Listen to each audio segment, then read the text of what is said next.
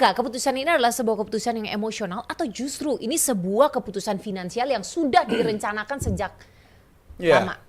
Gue tadinya hampir berpikir ini keputusan yang emosional ketimbang rasional, tapi kayaknya apabila kita ngeliat reputasi pemain-pemain senior Liverpool belakangan, itu banyak yang emang ninggalin tim demi kelancaran tim itu sendiri. Kayak contoh berkorban bahasa tepatnya. Jadi kayak dulu Bobby Firmino, padahal waktu itu Liverpool juga masa transisi yang besar banget. Ketika Mane pergi, kita tahu Darwin Núñez datang, Liverpool berantakan. Tapi Firmino nggak mau memperpanjang kontraknya dan dia memutuskan buat cabut demi kelancaran masa transisi Liverpool. Dan gue rasa sekarang Mo Salah pun juga menyadari hal itu.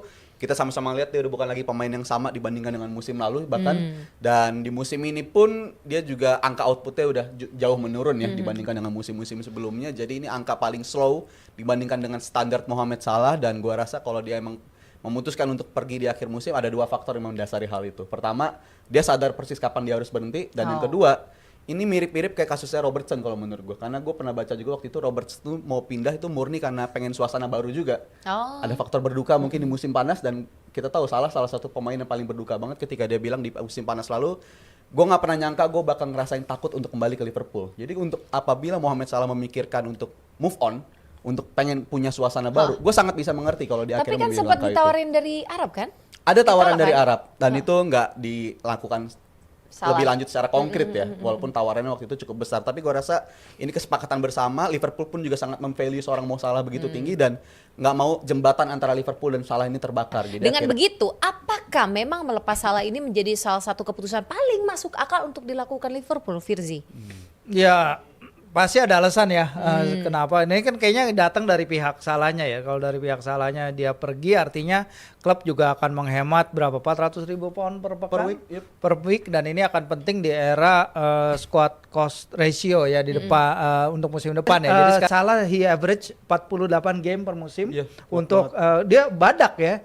Dia konsistensinya luar biasa, dan yang paling mengagumkan bagi gue dari semua statsnya Salah adalah dia masuk top 8 top scorer di Old Trafford ya. Selama termasuk pemain-pemain MU enggak di Old Trafford. Untuk pemain-pemain ini yang main di kandang-kandang laga kandang tandang. Jadi Salah United lebih sering bikin gol di Old Trafford dibandingin beberapa pemain MU sendiri. Dibanding lawan Liverpool. Periode mereka bertemu. Iya, itu salah satu stats yang luar biasa. Gue sih nggak melihat hal itu ya, karena sebelum gue bahas itu juga gue pengen mengatakan bahwa Liverpool nggak akan bisa mencari pengganti Salah. Oh my goodness. Kayak sampai sekarang Newcastle contohnya nggak pernah terganti. Shearer. Shearer Newcastle.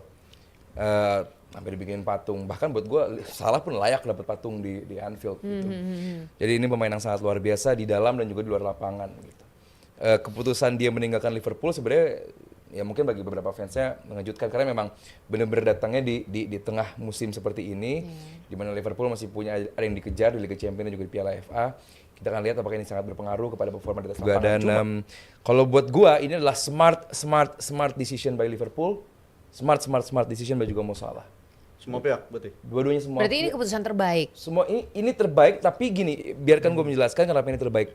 Gue yakin Salah udah pengen cabut dari kapan tahu. Iya, makanya Salah udah pengen cabut dari kapan tahu. Tapi masih nggak tega aja. Bukan.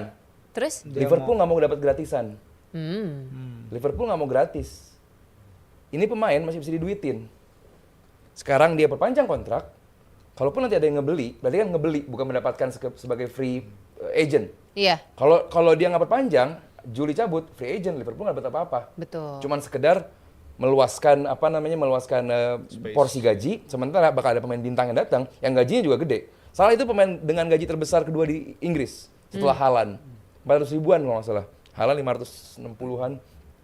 Jadi artinya bahwa space gaji yang gede itu bakal ditutup juga dengan pemain bintang yang akan didatangkan. Paling enggak, kalau dia berpanjang kontrak di bulan April, dia Juni cabut, bakal ada income. Karena gue yakin Salah kemungkinan besar ya mungkin ke Saudi. Tapi udah dapat kesepakatan bersama, mereka nggak akan dapat income antara Liverpool dan Salah, karena ini terminate sifatnya. Jadi mutual agreement antara mereka, sama-sama nggak mau melanjuti sampai sisa musim terakhir kontraknya. Jadi Liverpool nggak akan dapat income. Wah, kalau gitu gue nggak ngerti deh.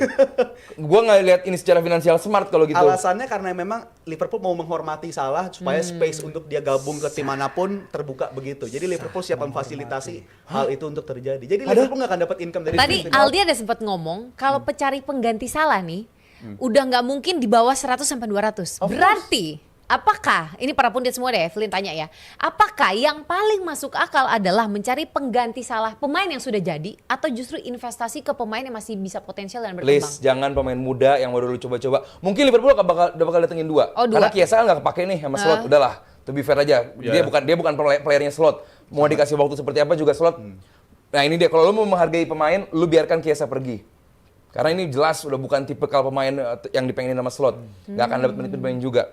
Pasti bakal mencari satu bintang untuk di kanan dan satu pemain muda untuk menjadi backup. Mungkin juga dari akademi, kita nggak tahu juga. Mungkin juga Ryong Moha bisa di kanan. Ya, keluarkan dong opsi-opsinya. Atau Mungkin dari Rizal? Kalau opsi sih beberapa pekan terakhir Yon Diomande ya, yang dari Leipzig tapi usia masih 18 tahun. Itu jelek, masih muda banget. resiko. 18 tahun terlalu 18 muda. tahun jauh dan ya. juga Iya. Gerrard dan Luis, Salah tuh iya. untuk di generasi Iya. gua rasa ini kalau kita berbicara soal Gerrard, abis itu ada Salah sebagai pemain terbaik bagi Liverpool karena Iya. dari segi rentetan trofi kita lihat dia punya Premier League itu salah satu poin plus dan dia juga punya Champions Setuju, League dan gue berani bilang kayaknya dia selain tokoh-tokoh Mesir di masa sejarah ini salah satu tokoh Mesir paling besar di sepanjang umur kita nih kayaknya. Iya. Siapa kita ngomongin tokoh Mesir yang paling terkenal? Gue bisa semua kita jawab Salah sih Iya, paling. betul. Mohamed Salah tokoh Mesir. Jadi ini tokoh yang sangat Kalau influensial, Firzi Anggir Zaki.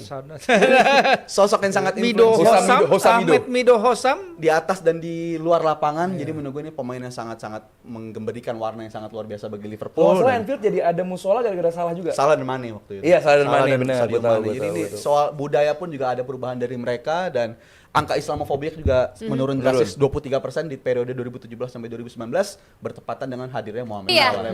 Iya, ini menengahi lagi ya, menengahi lagi. Tapi ya gimana pun Salah itu sebuah era lah ya. Dengan Salah akan meninggalkan Liverpool berarti Gua bikin selesai KTP. sudah era dari trio Firmansyah, betul?